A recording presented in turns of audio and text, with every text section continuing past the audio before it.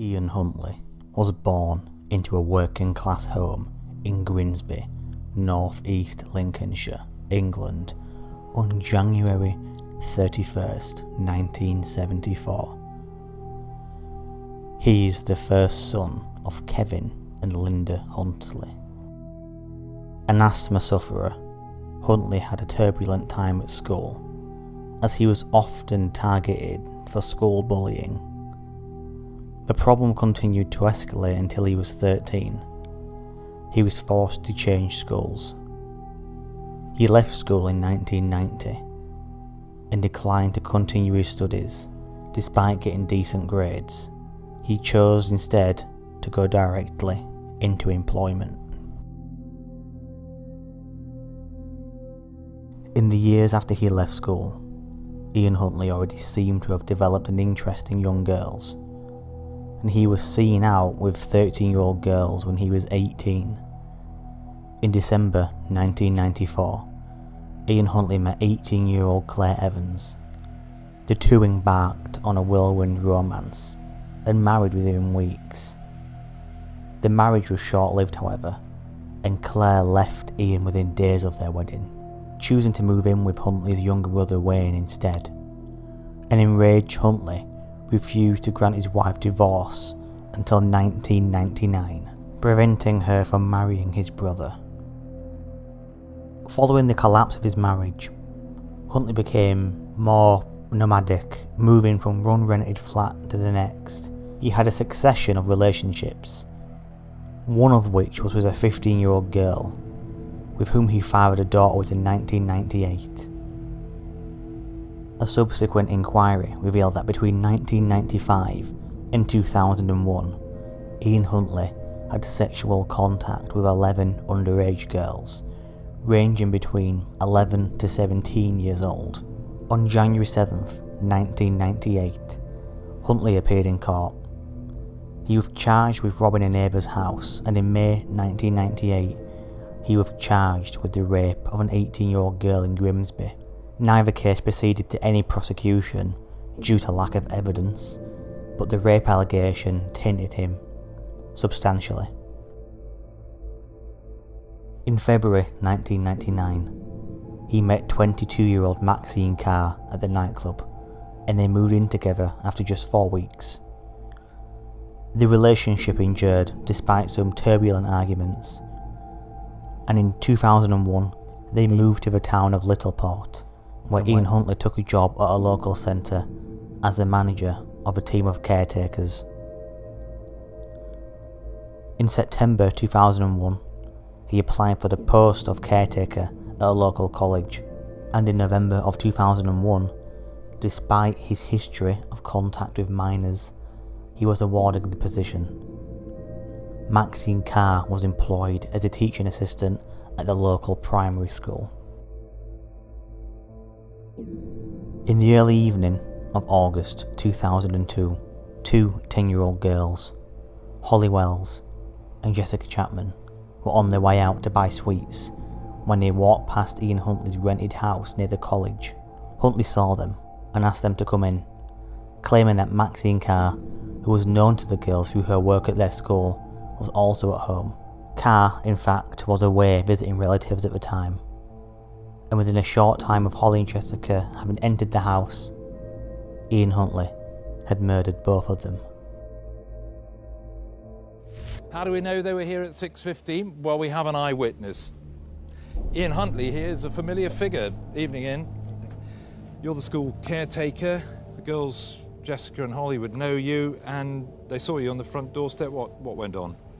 Well, I don't know the girls. I was stood on the front doorstep grooming my dog down. She'd run away and come back a bit of a mess. They just came across and asked how Miss Carr was, as she used to teach them at St Andrews. I just said she weren't very good, as she hadn't got the job. And they just said, please tell her that we're very sorry.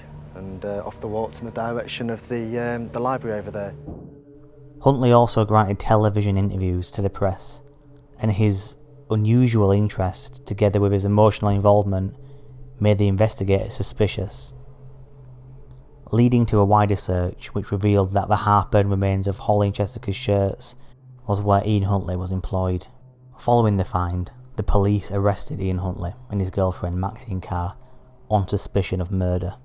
August 17th, 2002, 13 days after the girls had disappeared, a game warden discovered the girls' bodies near the RAF Lakenheath, an airbase in Suffolk, near to Ian Huntley's father's home.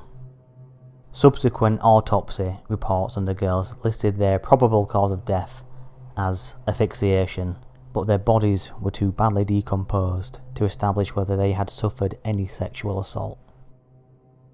Despite Ian Huntley's attempts to destroy the forensic evidence, extensive hair and fibre residue remained which linked Ian Huntley to the girls. Huntley was formally charged with the girls' murders and sectioned under the Mental Health Act at Rampton Hospital.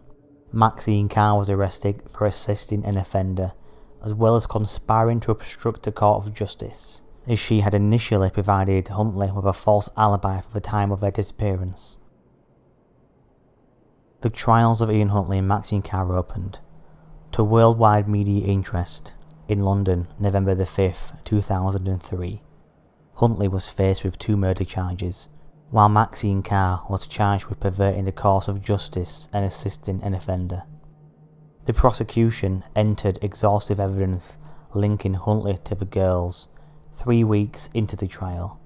Despite previously having denied any knowledge of their murders, Huntley suddenly changed his story, admitting that the girls had died at his house, but he claimed that both deaths were accidental. The defence called Huntley as their first witness, and he described how he had accidentally knocked Holly Wells into the bath while helping her control a nosebleed, and he had accidentally suffocated Chapman when she started to scream. On cross-examination, the prosecution described his latest version as lies. Maxine Carr's testimony began 3 days later, when it was claimed that she had no control over the events on the day of the murder, and that, had she known of Huntley's murderous intent, she would never have lied to protect him. Following her testimony, the prosecution presented their closing statements, claiming that both Maxine Carr and Ian Huntley were convincing liars, and also that Huntley's motive for murdering the girls was sexual, although physical evidence of assault was impossible to prove.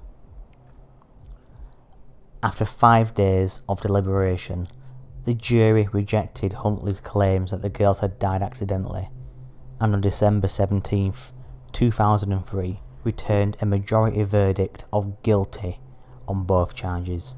Huntley was sentenced to life imprisonment, but there was a delay on the setting of his sentence, as the 2003 Criminal Justice Act came into force 1 day after his conviction.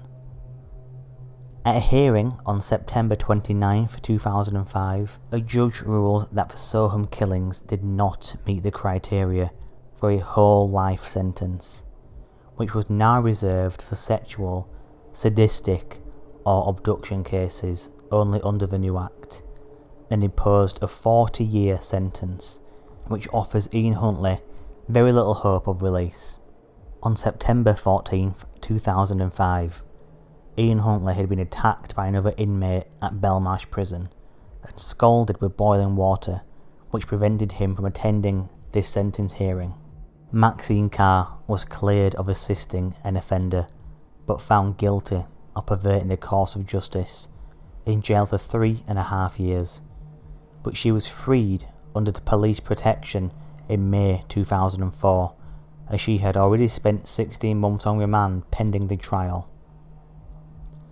Carr was given a brand new identity on her release, and on February 24, 2005, she was granted an indefinite order protecting her new identity by the High Court, on the basis that her life would be in danger were her new identity to be revealed. A number of investigations launched by then Home Secretary David Blunkett looked into the failures of both the police and other social and vetting agencies in stopping Huntley sooner. And the system-wide communication and intelligence sharing errors were identified, which led to the suspension and early retirement of the Chief of Humberside Police. Since being jailed, Ian Huntley had reportedly admitted to his father that he lied when giving evidence to his trial, alleging that he killed Jessica Chapman to prevent her from calling for help on her mobile phone, rather than suffocating her accidentally, as he claimed in court. On July 23, 2004, Maxine Carr's mother, Shirley Capp, was sentenced to 6 months in jail for intimidating a witness during the trial. Maxine Carr's mother's threats had nearly resulted in her retracting her statement at the time and not testifying in court. On September 5, 2006, Ian Huntley was rushed to the hospital after being found in his prison cell. He was taken to Pinderfields Hospital in Wakefield to receive treatment for a suspected drug overdose and returned to HMP Wakefield the next day. Following this incident, the Home Office released a statement to the media. Ian Huntley continues to be managed according to prison service policy on the prevention of suicide and self-harm.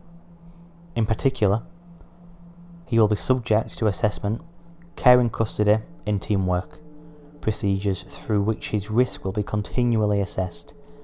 The prison service works to minimise the risk of any prisoner taking their own life, but it cannot eliminate that risk entirely. Ian Huntley has been considered a suicide risk after he took 29 antidepressant pills, which he had hidden away in a box of tea bags in June 2003.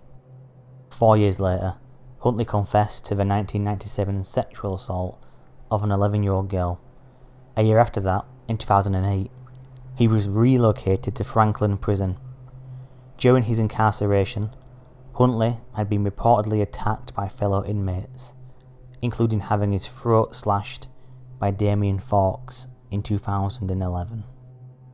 In 2018, in a confession recorded behind bars and leaked to the Sun newspaper, Ian Huntley apologised for the immense pain he caused through his crimes. I am so terribly, terribly sorry for what I have done. The people of Soham took me into their community. They trusted me. They gave me a job and a home. And I betrayed that trust in the worst possible way. Sorry for the pain that I've caused to the families and friends of Holly and Jessica, for the pain that I've caused my family and friends. I wish her all the very best. I hope she's happy in what she's doing. I just hope she's found happiness, basically. Ian Huntley moans that he's not able to now visit the shops when he fancies something. He's not able to go walking with his dog or drive to relieve stress. Ian Huntley says the strangest thing about being in prison is when you come into prison, you think there are many things that you actually miss, but it's the very small mundane things that you miss the most. Ian Huntley now spends his days in prison, painting and playing chess. He's even allowed to order fish and chips from outside because he claims the prison food is so bad. At this current time, Ian Huntley is 44 years old. He confesses on the tape to deliberately killing the 2 girls. Holly and Jessica's families were put through the ordeal of a full court hearing in 2003, all because Ian Huntley refused to plead guilty.